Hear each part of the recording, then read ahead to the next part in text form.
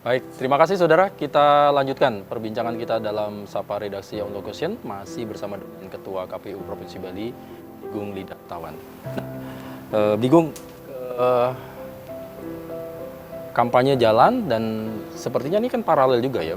Kita pengen tahu bagaimana kesiapan dari logistiknya, karena ini perhitungan udah nggak nyampe 2 minggu kita sudah harus menuju hari H. Kemudian kesiapan dari SDM-nya, para KPPS dan dengan TPS-nya. Bagaimana, apa yang bisa kita share, Bigung? Ya, jadi kita sudah melakukan proses pengadaan logistik ini udah semenjak calon ditetapkan. Ya, jadi itu sudah kita lakukan dan syukur Astongkare, jadi sampai saat ini semua logistik ya di tanggal 13 ini ya itu hampir 98% sudah di lokasi masing-masing. Ya, sudah siap, bahkan sudah dilakukan sortir lipat dan lain sebagainya. Utamanya untuk surat suara karena kita untung mujur kita dapat di Temperina sini, jadi dekat di Bali. Dan yang lainnya juga sudah kita persiapkan dari awal dan kita sudah kawal betul, terutama saya karena saya divisi logistik, jadi saya betul-betul mengawal. Kalau memang ada yang kurang atau apa, suruh cepat ambil aja, nggak usah nunggu dikirim, walaupun di speknya dikirim kita ambil. Kita nggak mau ambil risiko, ya. Kita harus tepat waktu, tepat jumlah, ya. Dan kemudian kita juga sedang rekrutmen KPPS. Jadi kita sudah kemarin tanggal 7 udah lantik. Setelah itu dia ada bintek-bintek di masing-masing. Oh, ada bimbingan teknis. Ya, bintek-bintek dalam rangka untuk walaupun PKPU-nya belum diundangkan, ya. Mudah-mudahan hari ini atau besok bisa diundangkan. Tapi itu sudah yang dasar-dasarnya dulu, ya. Yang jadi yang masih belum pasti itu kita tunda. Nanti kita akan berikan bintek berikutnya. Nah, di samping itu tentu kita juga menyiapkan seluruh komponen di TPS.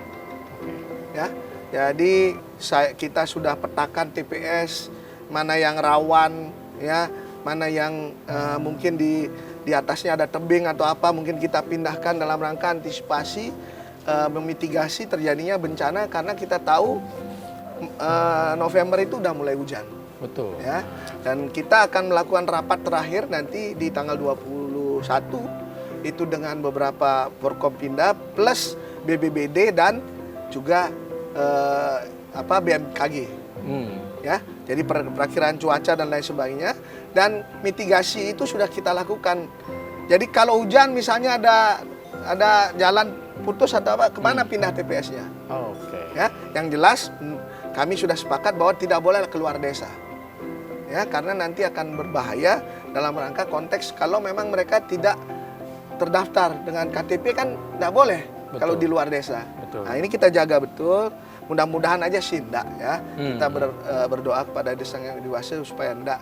Termasuk barusan dengan PLN. PLN sudah menyiapkan power supply di masing-masing TPS. Oh ya. Oh. Jadi apapun yang terjadi on terus. Jadi kita pastikan barusan Hamidi dari PLN sudah ketemu saya dan mereka sudah menyatakan kesiapannya. Kami sudah juga memberikan titik-titik koordinat TPS-nya sudah ada juga. Jadi tinggal gampang, dan di mana ada rekapitulasi di situ juga akan ada power supply yang besar sampai di provinsi dan sampai di hotel kalau kita melakukan rekap di hotel. Oke, Bigung, saya potong dulu. Kalau terkait dengan TPS, apakah ada penambahan atau ada apa? Ya. Setelah melihat kondisi yang ada? Kalau dengan pemilu itu jauh kita kurang. Ya, separuhnya ya. Kalau pemilu kemarin itu 12 ribuan, sekarang cuma 6 ribuan. 6.795 TPS itu sudah kita petakan, termasuk sinyalnya. Nah, ini penting. Ya, sinyalnya sudah kita petakan hanya di Karangasem, di beberapa tempat yang kurang. Tapi kemarin dengan pemerintah daerah, dengan dinas Kominfo, mereka sudah menyiapkan mobil layanan untuk internet. Bisa untuk internetnya. Jadi mudah-mudahan clear semua. Tinggal Karangasem beberapa titik. Ya. Yang lainnya sudah semua coverage. Itu sudah kita buat kita tenang. Karena dengan si rekap yang online, yang mobile, itu perlu sinyal. Betul. Tapi ada juga yang memang bisa offline. Tapi si rekap tetap pakai ya? Ya, kita Tetap pakai pakai Sirekap. ya. Ya. Banyak- Kita pakai Sirekap. Banyak kekhawatiran dari masyarakat, Bligong, belajar dari yang Oh, kemarin. tapi kalau kita lihat Mitigasinya? 2020, Mas, Hmm. ya kita harus apple to apple dong. Iya. Kalau 2020 sukses. Hmm. Sirekap itu sukses karena apa? Calonnya cuma 2 gitu kan. Iya. Ini kalau pileg saya Banyak. saksikan karena banyak ini pesertanya, partainya banyak, itunya juga banyak. Dan butuh waktu lama. Iya. Ngejam lah, boleh Iya. dikatakan gitu Iya. lah secara Dan teknis. kalau ini saya pikir enggak. Ya, Ya. oke, Dan oke. itu hanya sekali lagi Sirekap ini alat bantu untuk bisa ada informasi Lebih sementara cepat, lah. sementara. Ya. Dan kita pastikan Bapak Ibu sekalian di rumah ini, jadi siapapun sekarang boleh foto C hasil. Ah. Ya, jadi tidak ada lagi sembunyi-sembunyi yang foto C hasil hanya petugas. Tapi semuanya boleh, termasuk teman-teman pewarta, silakan saja. Kami akan senang kalau kami dicek betul sehingga nanti kalau ada kecurangan-kecurangan yang mungkin dilakukan oleh teman-teman, karena sampai sekarang saya rasa Bali itu aman, ya, itu bisa dicek dan bisa dilihat nanti pada saat rekap di kecamatan. Ada buktinya ya? Ya, kalau ada bukti betul orang ada apalagi memang sengaja melakukan perubahan, saya pastikan orang itu akan kami pecat dan tidak boleh menjadi penyelenggara seumur hidup. Itu sudah jelas tegas kami bilang. Karena kami ingin peserta ini percaya, masyarakat ini percaya. Itulah hasil yang sebenarnya. Jangan direkayasa.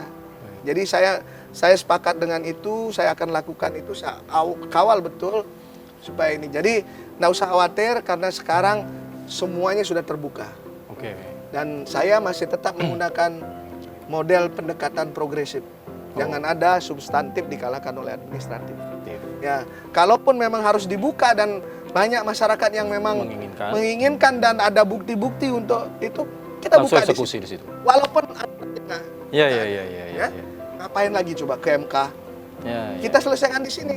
Kalaupun ke MK juga akhirnya apa? Suruh buka lagi kan lebih baik di sini sekalian selesai semua gitu. Kalau mengkritisi tentang KPPS ini bagaimana kemampuan kemudian ininya secara SDM ya kawan-kawan KPPS ini gimana? Ya, Ibu? semenjak ada pembaharuan sekarang anak-anak muda banyak nih. Perempuan sudah banyak, udah mau ini. Saya senang sekali di Bali ini karena kemarin kita buat TPS khusus perempuan kan.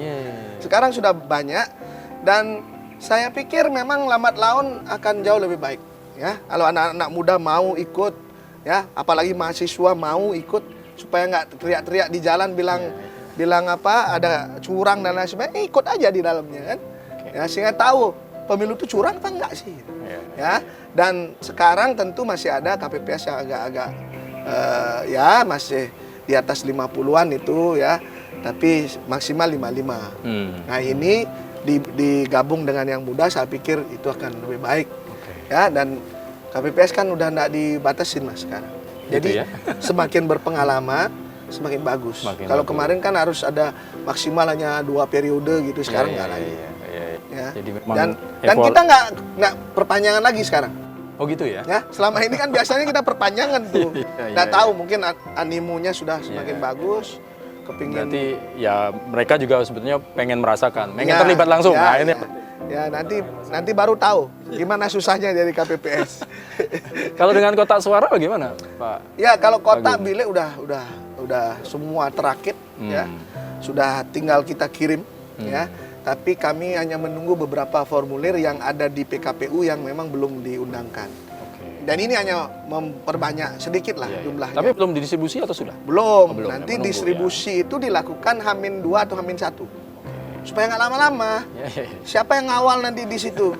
Ya, nanti ditaruh lagi di tempat kliennya, dibuka, dicoblosin. Itu kan? berbarengan dengan surat suara atau sudah masuk di dalam kotak? Ada yang di dalam kotak, ada yang di luar kotak.